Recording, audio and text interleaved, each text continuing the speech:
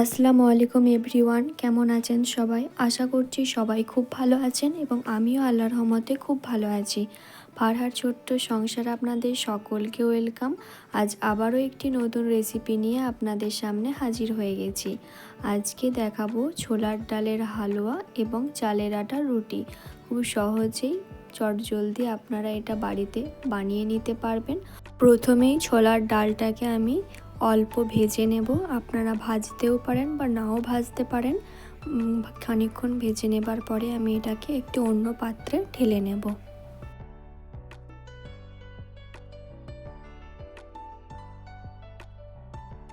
এখন আমি এর মধ্যে দিয়ে দিচ্ছি কিছুটা পরিমাণে জল, দিয়ে আমি এটা 4 ঘন্টার জন্য এভাবে ঢাকা দিয়ে রেখে দেব।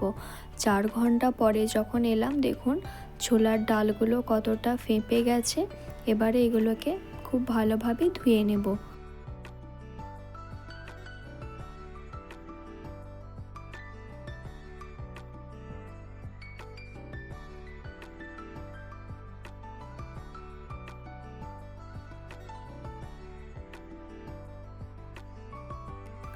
দুই থেকে তিনবার খুব ভালোভাবে ডালটা ধুয়ে নেবার পরে এটা আমি একটা প্রেসার কুকারে দিয়ে দেব। কিছুটা পরিমাণ জল দিয়ে আমি এখানে একটা সিটি দিয়েছি এবং ভেতরে একটা ছিল।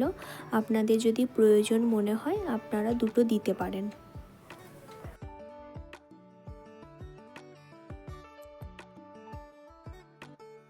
দেখুন ছোলার ডালগুলো খুব ভালোভাবে সেদ্ধ হয়ে গেছে। একটা আপনাদেরকে টিপে দেখাই, দেখুন সুন্দরভাবে সেদ্ধ হয়ে গেছে।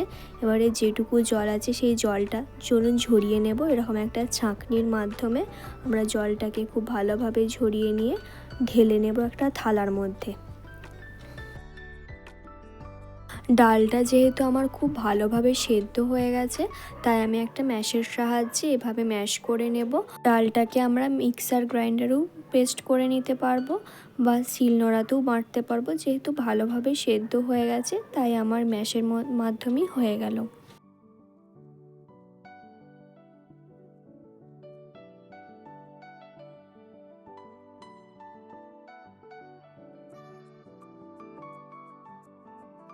ম্যাশারের সাহায্যে কিছুক্ষণ করে নেবার পরে যা দু একটা গোটা গোটা ডাল আছে সেগুলো আমি একটা চামচের সাহায্যে ভালো করে মিহি করে নেব।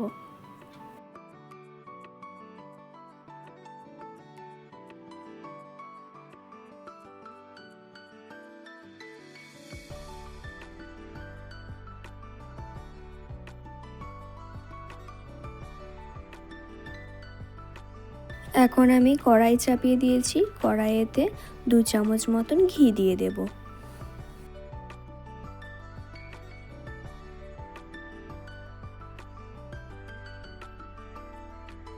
ঘিটা কিছুক্ষণ গরম হয়ে যাওয়ার পরে ছোলার ডালটা এর মধ্যে দিয়ে দেব। দিয়ে তারপরে খুব ভালোভাবে নাড়তে হবে। নেড়েই যেতে হবে, নেড়েই যেতে হবে, নাড়া থামালে চলবে না। আমার আম্মু নাড়তে নাড়তে হাত ব্যথা করছিল। তারপর আমি বলছি আমাকে একবার দিন। ও বাবা, আমি আবার দুবার নেড়ি, আমার আবার আরও বেশি হাত ব্যথা করছে। তাই আমি বলছি এই হালুয়াটা কিন্তু করতে গেলে একটু হাতে জোর লাগিয়ে নেড়ে যেতে হবে। খেতে যেমন টেস্ট লাগবে, একটু তো কষ্ট করতেই হবে, তাই না?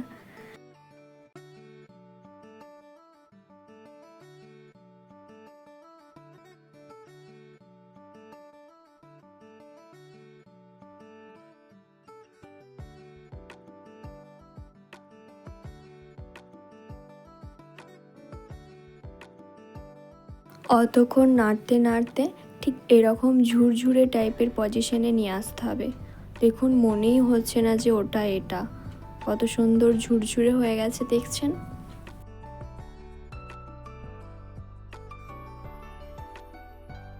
না, আমি ভাবলাম আম্মু নাড়ছে যতক্ষণ আমি ততক্ষণ কাজু বাদামগুলো একটু কেটে দিই। ও বাবা, কাজু বাদাম কাটতে গিয়ে দেখছি কাজু বাদাম দেখছি ঘরের আনাচে কানাচে পড়ে আছে। আমার আম্মু বলছেন না থাক, তোমাকে আর আমার হেল্প করা লাগবে না, আমি নিজেই করে নেব।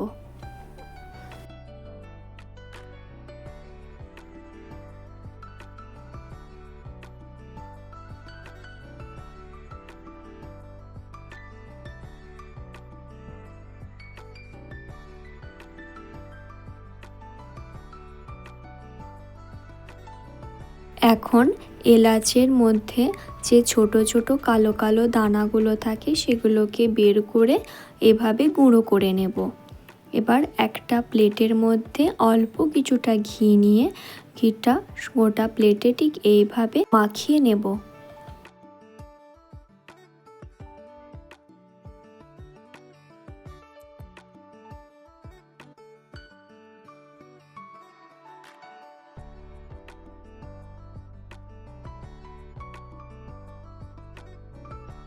ছোলার ডালটার মধ্যে এখন আমি পরিমাণ মতো চিনি দিয়ে দেব। আপনারা যে যেমন মিষ্টি খেতে পছন্দ করেন সেই রকমই মিষ্টি দেবেন। আমি এখানে খুব অল্প পরিমাণে মিষ্টি খেতে পছন্দ করি, তাই মাকে বলেছি অল্প মিষ্টি দিতে। মা বলছে আরও মিষ্টি লাগবে, নাহলে খেতে ভালো লাগবে না। আমি বলছি না, ভালো লাগবে, আর দিতে হবে না। আপনারা এখানে এমনি দুধও ব্যবহার করতে পারেন বা পাউডার দুধও গুলে ব্যবহার করতে পারেন। আমি এখানে পাউডার দুধ গুলে ব্যবহার করছি। ছোট কাপের প্রথমে হাফ কাপ আমি দুধ দিলাম, তারপরে দেখছি শুকনো শুকনো লাগছে, তারপরে আমি আবারও হাফ কাপ দিয়েছি। কিন্তু যখন আমি আবার পুনরায় হাফ কাপ দুধটা দিয়েছি তখন আমি ভিডিওটা অন করতে ভুলে গেছি এবং তখনই অল্প পরিমাণে লবণও দিয়ে দিয়েছিলাম মিষ্টিটা ব্যালেন্স করার জন্য।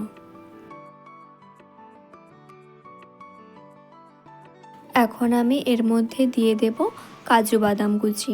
আপনারা অন্য আরও ড্রাই ফ্রুটস দিতে পারেন, যেমন কিশমিশ, পেস্তা, কিন্তু আমি এখানে শুধু কাজু বাদামটাই ব্যবহার করেছি। এবার কাজু বাদামটা দিয়ে আবারও খুব ভালোভাবে নাড়তে হবে।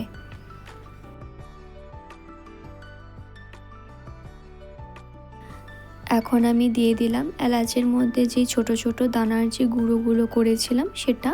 আবারও খুব ভালোভাবে এটাকে নাড়তে হবে।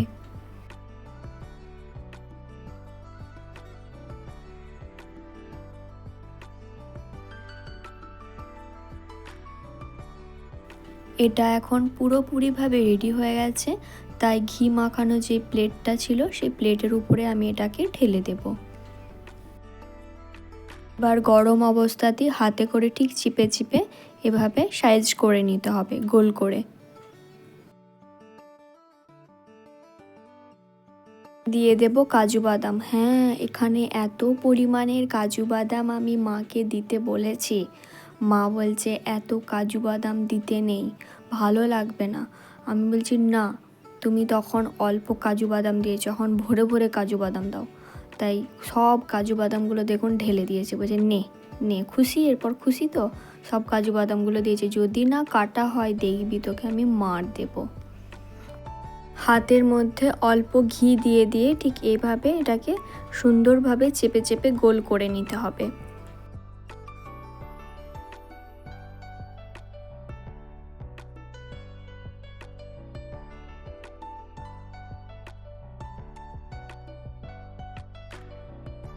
কি সুন্দর কেকের মতো দেখতে লাগছে বলুন।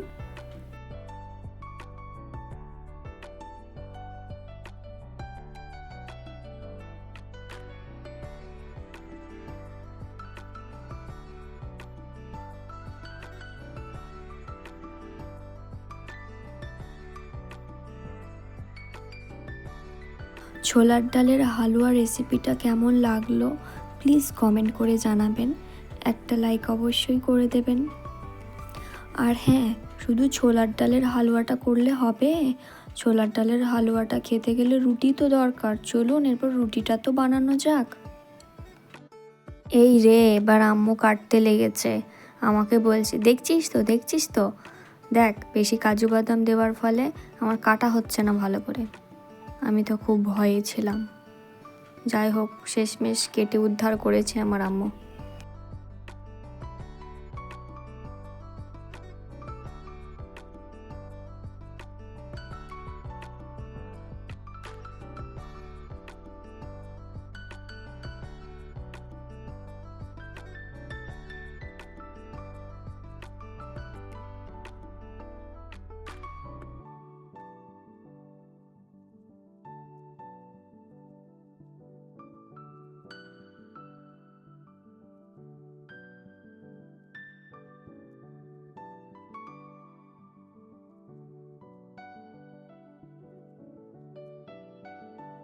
সবগুলো তো কাটার শেষ, এবারে চলুন একটা বের করে দেখাই। দেখুন কত সুন্দর হয়েছে। আমি তো খাবার পরে ভয়েস ওভার দিচ্ছি, খুব মজা লেগেছে, সত্যি করে বলছি, সেই স্বাদ লেগেছে আমার কাছে।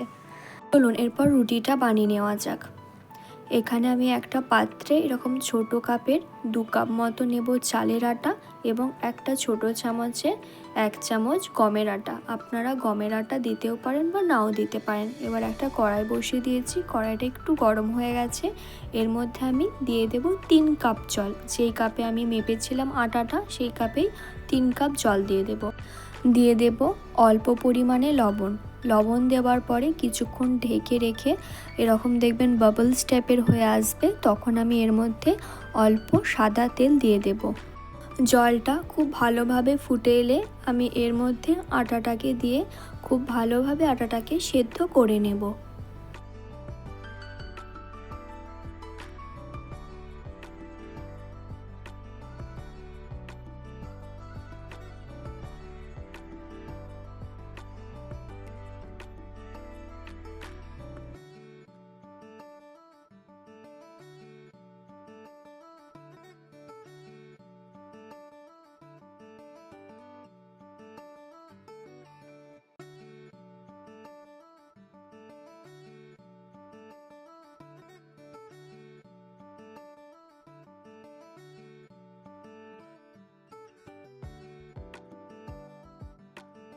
আটাটা খুব ভালোভাবে সেদ্ধ হয়ে গেছে। এবারে আমি আটাটাকে একটি থালার মধ্যে ঢেলে নেব।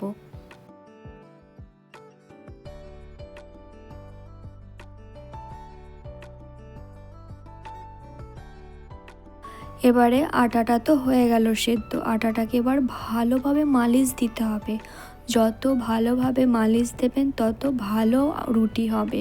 তো চলুন, যেহেতু হাতে অল্প মালিশ দেবার সময় লেগে যায়, তাই অল্প জল দিয়ে দিয়ে মালিশটা দিতে হবে।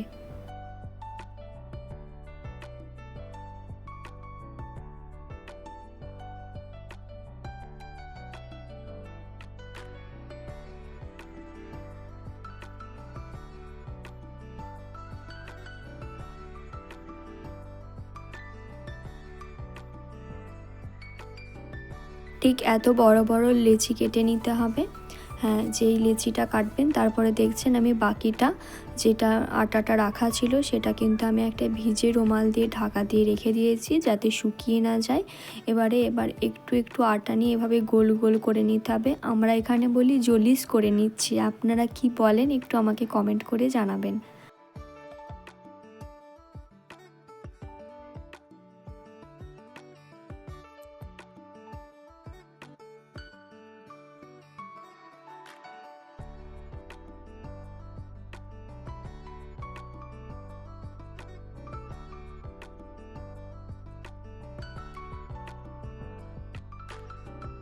চলুন এবার এক এক করে রুটিগুলো বেলে নেওয়া যাক।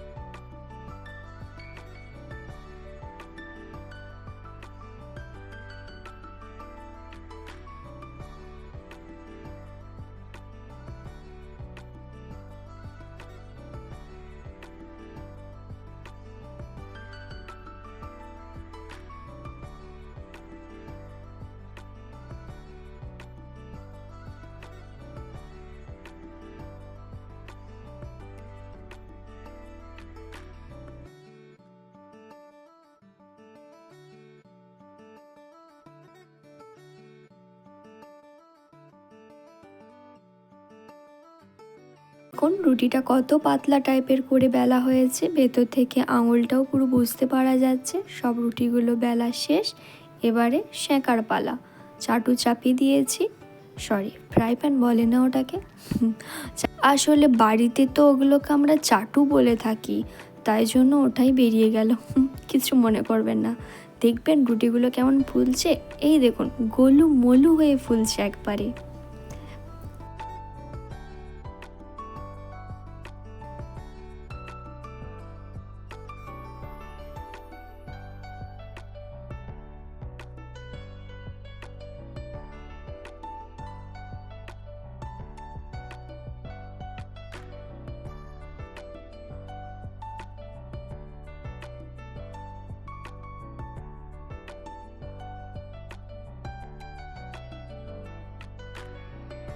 আমার প্রিয় দর্শক বন্ধুরা, এই চালের আটার রুটি এবং ছোলার ডালের এই হালুয়া রেসিপিটা আপনাদের কেমন লাগলো প্লিজ একটা কমেন্ট করে অবশ্যই জানাবেন, একটা লাইক করে দেবেন এবং ভালো লাগলে বন্ধুদের সঙ্গে শেয়ার করতে কিন্তু ভুলবেন না।